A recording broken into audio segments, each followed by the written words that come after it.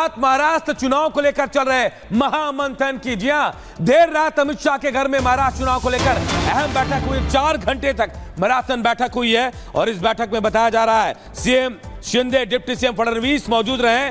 नाम और सीट बंटवारे को लेकर चर्चा हुई है। तारीखों का ऐलान हो गया, लेकिन अब तक सीट बंटवारा नहीं हुआ है, ना ही नामों का ऐलान हुआ और अब महामंथन चल रहा है।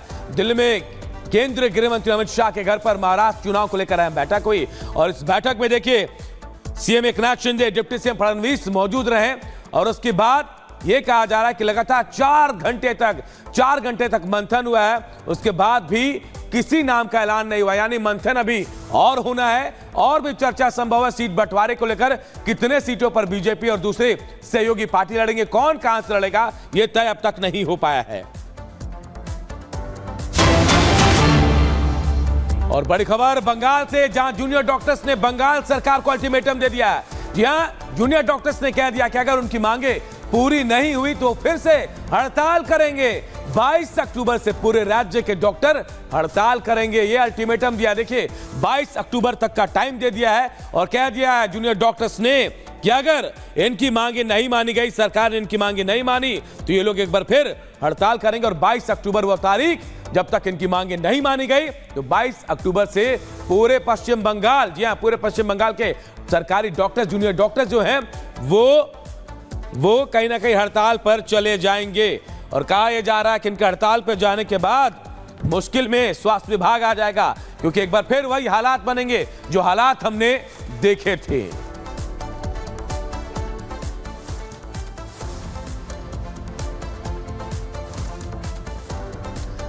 और अगली बड़ी खबर मुंबई से, जहां कस्टम विभाग का एक्शन देखने को मिला है और ये एक्शन जहां सोने की बरामदगी हुई है। 2 किलो 2 ग्राम सोना कस्टम विभाग ने मुंबई से बरामद किया है और कहा यह जा रहा कि बड़ी कार्रवाई है कस्टम विभाग की तरफ से। 2 किलो 2 ग्राम सोना बताया जा रहा है, जिसकी कीमत 1 करोड़ 70 लाख रुपए है। 16 से 18 अक्टूबर के बीच कार्रवाई हुई है। वहीं 42.14 लाख रुपए के महंगे फोन भी जब्त किए गए हैं। कस्टम विभाग का एक्शन मुंबई में देखने को मिला, जहां एयरपोर्ट से 2 किलो 4 ग्राम सोना बरामद किया गया, जिसकी कीमत 1 करोड़ 70 लाख रुपए बताई जा रही। तो वहीं 42.14 लाख रुपए के महंगे फोन भी जब्त किए गए हैं। ये बड़ी कामयाबी कस्टम विभाग को मिली है। कस्टम विभाग ने कार्रवाई करते हुए इन तमाम चीजों को बरामद किया है। तो सोना के साथ साथ महंगे फोन भी कस्टम विभाग ने जब्त किए हैं। सोने की कीमत करोड़ों में बताई जा रही है, जबकि बताया जा रहा है कि फोन की कीमत 42.14 लाख रुपए। और गाजियाबाद से एक बड़ी खबर इस वक्त आ रही है, जहां सीसीटीवी में चोर कैद हो गया। जी हां, बाइक चोरी करते हुए वीडियो में चोर नजर आया। 3 बदमाशों ने चंद सेकंड में ही बाइक चोरी कर ली। तस्वीरें आप देख रहे हैं आपके टीवी स्क्रीन पर। देखिए कैसे ये चोर बाइक लेकर भाग गए। ये तस्वीरें गाजियाबाद की है और ये चोरी की पूरी वारदात जो है सीसीटीवी कैमरे में कैद हो गई है। 3 बदमाश, देखिए 3 बदमाश मौके पर पहुंचते हैं और बाइक किस तरह से चंद सेकंड में चोरी करके यहां से भाग जाते हैं। लेकिन इसके बाद ये पूरी तस्वीर जो है कैमरे में कैद हो गई है और अब ये वीडियो जो है सोशल मीडिया में वायरल भी हो रहा है। तस्वीरें में आपको दिखा रहे हैं। देखिए गाजियाबाद में चोरों के हौसले कितने बुलंद है। चंद सेकंड में बाइक चोरी करके यहां से फरार हो गए हैं। ये तस्वीरें गाजियाबाद की और चोरी की पूरी वारदात सीसीटीवी कैमरे में कैद हुई और इसके बाद चोर यहां से बाइक लेकर फरार हो गए और ये तस्वीरें सीसीटीवी कैमरे में कैद हुई। पुलिस अब इसी सीसीटीवी के जरिए इन चोरों को तलाश रही है, इनको ढूंढने की कोशिश कर रही है।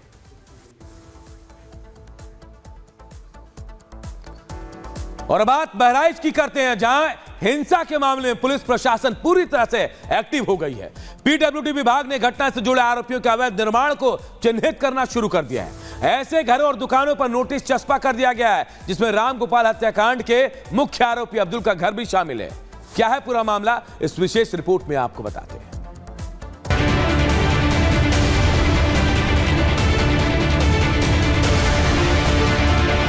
अपराधियों का नाम सत्य है। बुलडोजर तैयार, दंगाइयों पर होगा प्रहार। बहराइच के गुनहगार अब हो जाओ तैयार। यूपी में अपराध के खिलाफ सीएम योगी की जीरो टॉलरेंस की नीति अब नजीर बन चुकी है। उन लोगों के लिए जो सोचते हैं कि अपराध करेंगे और कानून उनका कुछ बिगाड़ नहीं सकेगा, लेकिन अब ऐसा नहीं है। अपराधियों पर एक्शन भी हो रहा है और वो भी कानून के दायरे में रहते हुए। बहराइच में जिन लोगों ने दंगे किए, कानून को अपने हाथ में लिया और बेखौफ होकर अंधाधुंध फायरिंग की, अब वो खौफ में है। ये डर है प्रशासन का। बहराइच में हिंसा के मुख्य आरोपी अब्दुल हमीद के घर पर बुलडोजर कार्रवाई की तैयारी पूरी कर ली गई है। हमारी मौजूदगी इस वक्त बहराइच के महाराजगंज बाजार में मौजूद है। दरअसल यहां पर पीडब्ल्यूडी की तरफ से कुछ मकान जो हैं वो चिन्हित किए गए हैं, जिन मकानों को लेकर बुलडोजर का एक्शन देखने को मिल सकता है। अगर तस्वीरें हम आपको दिखाएं तो आप देखिएगा इस मकान को भी जो है वो रेड क्रॉस से चिन्हित किया गया है। इसके साथ ही इस बाजार में कई ऐसे मकान हैं जिन मकानों को चिन्हित किया गया है और अब आने वाले वक्त में इन मकानों पर बुलडोजर जो है वो चल सकता है। बहराइच हत्याकांड के बाद से पुलिस लगातार एक्शन में है। आरोपियों की धरपकड़ के साथ उनके अवैध निर्माण पर भी पुलिस की नजर है। यही वजह है कि पीडब्ल्यूडी विभाग ने मुख्य आरोपी अब्दुल हमीद सहित कई आरोपियों के घरों पर नोटिस चस्पा कर दिया है। मेरे विजय सचिन, एक बार अगर आपको पीछे दिखाएंगे तो ये वो उस आरोपी का घर है जिस आरोपी को फिलहाल पुलिस ने जो है वो गिरफ्तार कर लिया है। और इस महाराजगंज बाजार में तकरीबन 30 से 40 ऐसी दुकानें और मकान हैं जिन मकानों को इस बुलडोजर एक्शन के तहत चिन्हित किया गया है। आने वाले वक्त में सर्वे किया जाएगा और सर्वे के बाद इन मकानों पर बुलडोजर एक्शन देखने को मिल सकता है। सूबे में सीएम योगी के सत्ता में आने के बाद से चाहे अपराधी हो या फिर दंगाई, उनका हिसाब ऑन स्पॉट होता है। अब बहराइच इस बात का गवाह बन रहा है कि गलती करोगे तो यही भरना पड़ेगा।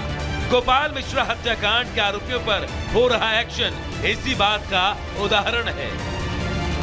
Bureau report, Republic Bharat. और इधर एक तरफ वक्फ की मनमानी को रोकने के लिए वक्फ संशोधन बिल बनाने की तैयारी चल रही है, तो दूसरी तरफ एआईयूडीएफ के चीफ बदरुद्दीन अजमल के बयान से सियासत गर्मा गई है। हमारे टीम ने, रिपब्लिक भारत की टीम ने मध्य प्रदेश वक्फ बोर्ड के दावों की रियलिटी चेक की। क्या निकला इन दावों में, इस रिपोर्ट के जरिए आपको बताते हैं।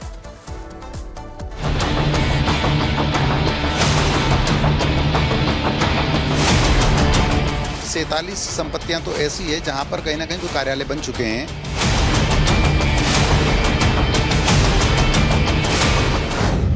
वक्फ का सवाल, दिल्ली टू भोपाल बवाल। बदरुद्दीन का बयान, मच गया घमासान।